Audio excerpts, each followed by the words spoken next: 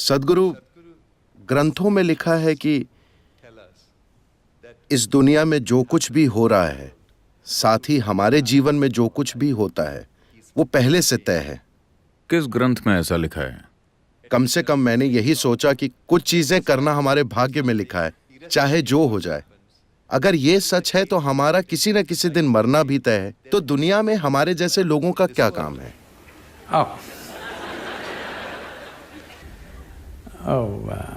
निश्चित रूप से मरना हमारी किस्मत में है। लोग आकर मुझसे कहते हैं, सद्गुरु ये आदमी मेरा दुश्मन है, मैं उसे सहन नहीं कर सकता। मैं कहता हूं बस इंतजार कीजिए, वो मर जाएगा।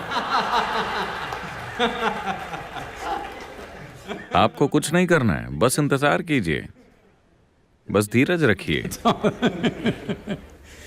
तो मरना तय है, हाँ, मगर मुझे नहीं लगता कि किसी भी ग्रंथ ने इस बात का जिक्र किया है कि आपका जीवन पहले से तय है या पहले से निर्धारित है।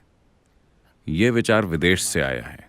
आपको समझना होगा कि इस संस्कृति की मूलभूत प्रकृति क्या है, इसकी जड़ें कहाँ हैं। ये एक बिना भगवान की संस्कृति है।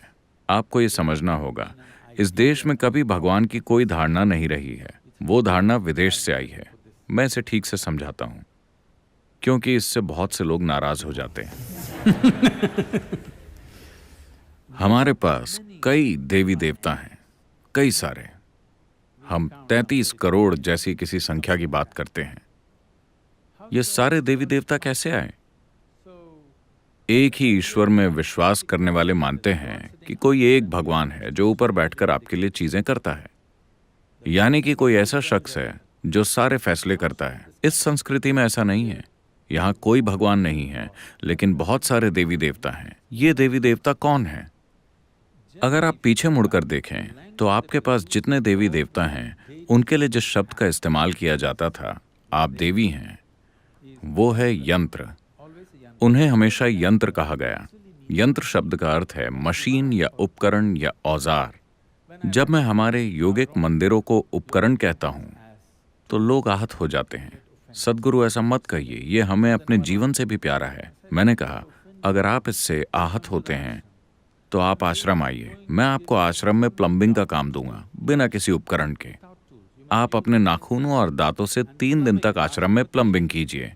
3 दिन के बाद मैं आपको एक चेन रेंच या स्पैनर दूंगा। आप उसकी पूजा करेंगे या नहीं? आप उस औजार की पूजा करेंगे या नहीं, अपने सारे दांत खोने के बाद? तो औजार की ताकत, हमने उपकरण या औजार की ताकत को हमेशा से जाना है। हम इंसानों के रूप में इस धरती पर जो कुछ हैं, वो उन औजारों की वजह से हैं जो हमने बनाए हैं। अगर हमारे पास औजार नहीं होते तो एक कुत्ता भी हम पर हावी हो जाता है ना? हाँ या ना? It's only because of the tools human beings have become who they are. केवल औजारों के कारण ही इंसान वो बन पाया है जो आज वो है। स्क्रू ड्राइवर भी एक औजार है, मगर कुछ सूक्ष्म औजार भी होते हैं। ऊर्जा के औजार, व्यक्तिपरक औजार, जो जीवन के अलग अलग आयामों को खोल सकते हैं। इसीलिए हमने हर आयाम के लिए एक अलग यंत्र, एक अलग संभावना बनाई, क्योंकि हम साफ तौर पर जानते थे कि इस यंत्र के बिना हम कभी इस संभावना को नहीं छू सकते। हम उसके आगे झुकते हैं और उसी की पूजा करते हैं, क्योंकि प्रार्थनाशील बने बिना ये आपके काम नहीं आएंगे।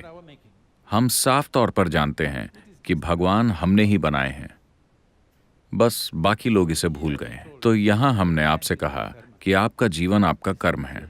इसका मतलब है कि आपका जीवन आपका ही बनाया हुआ है।